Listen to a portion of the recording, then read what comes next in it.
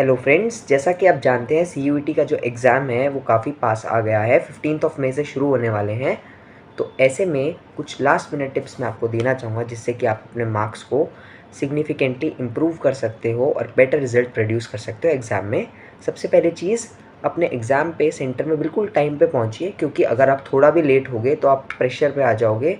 45 minutes पहले gets close होने से आप पहुंच जाइए, क्योंकि लेट होने पे आप प्रेशर की सिचुएशन पे आओगे। अगर बिल्कुल गेट क्लोज़ होने के टाइम पे पहुंचोगे तो आप पैनिक करोगे और अननेसेसरी सिली मिस्टेक्स होंगी, तो उसको अवॉइड किया जा सकता है टाइम पे पहुंच के। सेकंड, OMR शीट पे प्रैक्टिस करके जाइए सफिशिएंट, क्योंकि अगर मतलब OMR की आपको प्रैक्टिस नहीं हुई और पेन एंड पेपर टेस्ट हुआ तो काफ़ी ज़्यादा दिक्कत आ जाएगी।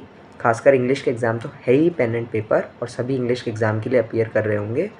तो अगर आपने इंग्लिश के एग्ज़ाम में pen and paper and all की प्रैक्टिस नहीं की, और या फिर अपने बचे एग्ज़ाम्स पेन एंड पेपर हैं, आपने OMR की प्रैक्टिस ही नहीं की है, तो काफ़ी ज़्यादा दिक्कत हो जाएगी, क्योंकि आपने मतलब कंप्यूटराइज टेस्ट दे दिए, सब कुछ दे दिया, और OMR मार्किंग के टाइम पे आपको ठीक से करना नहीं आता। तो एक तो आपकी स्पीड काफ़ी ज़्यादा स्लो हो जाएगी, और सेकेंड आप मिस्टेक्स कर दोगे। जैसे कि आपको कोई क्वेश्चन छोड़ना है, जैसे लेट्स से 4th क्वेश्चन छोड़ना है, और फिर फिफ्थ क्वेश्चन रीड किया आपने, 5th का आंसर सिलेक्ट किया और वो 4th की जगह पे मार्क कर दिया।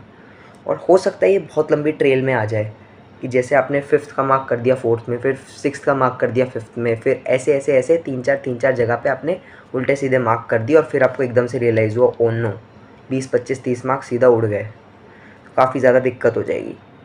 तो इस चीज़ को अवॉइड करने का बेस्ट तरीका यही है कि आप घर से प्रैक्टिस करके जाओ, और सेकंड एग्ज़ाम में भी अवेयर रहो कि आप कौन सा क्वेश्चन मार्क कर रहे हो, उसका आंसर सही क्या होना चाहिए, और क्या आपने सही जगह पे मार्क किया है। ये चीज़ अगर आप अवेयर रहोगे तो काफ़ी ज़्यादा हेल्प करेगी। नहीं तो अगर आपने इधर उधर मार्किंग कर दी तो फिर फालतू में आपके सिली मिस्टेक कह लो, इसकी वजह से आपके काफ़ी ज़्यादा कम मार्क्स हो जाएंगे, और जो आप डिज़र्व करते हैं, जो आप एस्पायर कर रहे हो कॉलेज, उसके आसपास भी ना आ पाओ।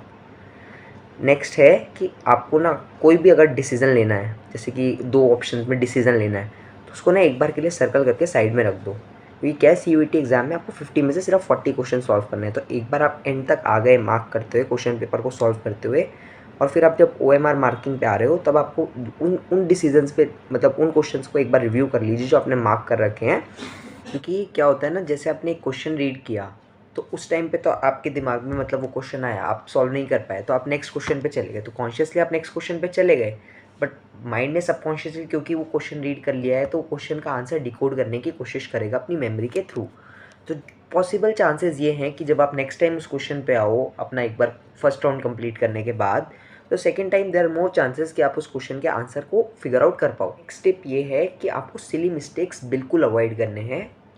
Try not to make even a single silly mistake. CUET का एग्ज़ाम बहुत ही ज़्यादा आसान आता है, ये एक फैक्ट है। बिल्कुल प्रेशर नहीं लेना है, आराम से पेपर को सॉल्व करना है। और क्योंकि पेपर आसान आता है ना, जो बच्चे मिस्टेक्स करते हैं वो आधी या तो लैक ऑफ नॉलेज की वजह से होती है, बट मोस्टली ना, स्पेशली जब आप टॉप कंपटीशन में आ जाते हो, तो इट इज़ सिली मिस्टेक्स।